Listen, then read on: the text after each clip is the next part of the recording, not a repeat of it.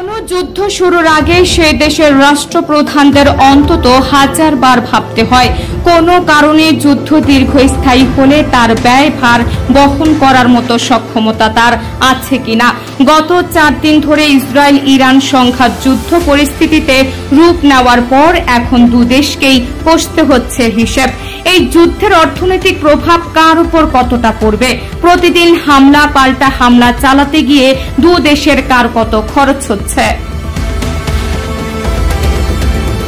চলতি বছরের জানুয়ারিতে ইসরায়েলি পত্রিকা ইয়েদিওত আহরোনোথে প্রকাশিত একটি প্রতিবেদনে বলা হয়, গাজা ইসরায়েলের যুদ্ধের খরচ $42 বিলিয়ন পৌঁছেছে, যা প্রতিদিন গড়ে $8 কোটি 38 লাখ। ইসরায়েলি সেনাবাহিনীর চিফ অব স্টাফের অর্থনৈতিক উপদেষ্টা এবং প্রতিরক্ষা মন্ত্রণালয়ের বাজেট বিভাগের প্রধান গিল পিনহাসের বরাত দিয়ে এই তথ্য জানিয়েছিল পত্রিকাটি। পত্রিকাটি আরও জানায়, গত বছর 1 অক্টোবর ইরানের ক্ষেপণাস্ত্র হামলার বিরুদ্ধে আন্তর্জাতিক জোটের সহায়তায় ইসরায়েলের আকাশ সীমা রক্ষা করতে এক রাতে $27 কোটি 90 লাখ খরচ হয়েছে। গত বছর 1 অক্টোবর ইরান ইসরায়েল লক্ষ্য করে প্রায় 180টি ব্যালিস্টিক ক্ষেপণাস্ত্র নিক্ষেপ করে। তেহরান জানায়, হিজবুল্লাহ ও হামাস নেতা এবং একজন রেভলিউশনারি গার্ড কমান্ডারকে হত্যার প্রতিশোধ হিসেবে এই হামলা চালানো হয়েছে। ইয়েদিওত আহরোনোথ আরও জানায়, ইসরায়েলের প্রতিরক্ষা বাজেটের সবচেয়ে বড় ব্যয়ের খাত হল রিজার্ভ সেনাবাহিনীর অর্থায়ন।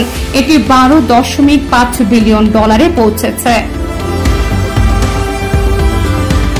ইসরায়েলের যুদ্ধ ব্যয় ইসরায়েলের একজন সাবেক জ্যেষ্ঠ প্রতিরক্ষা কর্মকর্তা একটি সংবাদ মাধ্যমকে জানিয়েছিলেন, ইসরায়েলের প্রত্যক্ষ সামরিক ব্যয় প্রতিদিন প্রায় $72 কোটি 50 লাখ। এর মধ্যে অর্ধেক আক্রমণাত্মক অভিযান এবং বাকি অর্ধেক প্রতিরক্ষা ব্যবস্থার পেছনে খরচ হয়।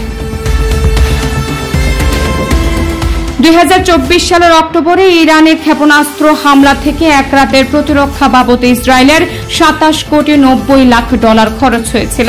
আর 2024 সালের এপ্রিলে ক্ষেপণাস্ত্র প্রতিহত করতে তাদের ব্যয় হয়েছিল 1.8 থেকে 1.35 বিলিয়ন।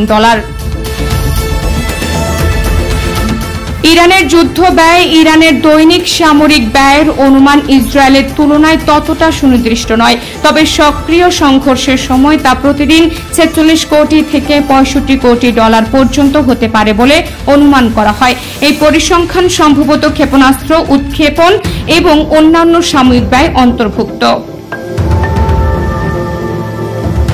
ইরানের ব্যয় সাধারণত ইসরায়েলের তুলনায় কম হয়, কারণ তাদের অস্ত্র শস্ত্র তুলনামূলক সস্তা। ইসরায়েলের একটি অ্যারো ক্ষেপণাস্ত্রের দাম $35 লাখ। এটি সরবরাহ করে যুক্তরাষ্ট্র। সে তুলনায় একটি ব্যালিস্টিক ক্ষেপণাস্ত্রের দাম প্রায় $1 লাখ। অবশ্য এই হিসাব একটা অনুমান মাত্র। এই তথ্য নিশ্চিতভাবে যাচাই করা কঠিন, কারণ ইরান বিস্তারিত সামরিক বাজেট প্রকাশ করে না।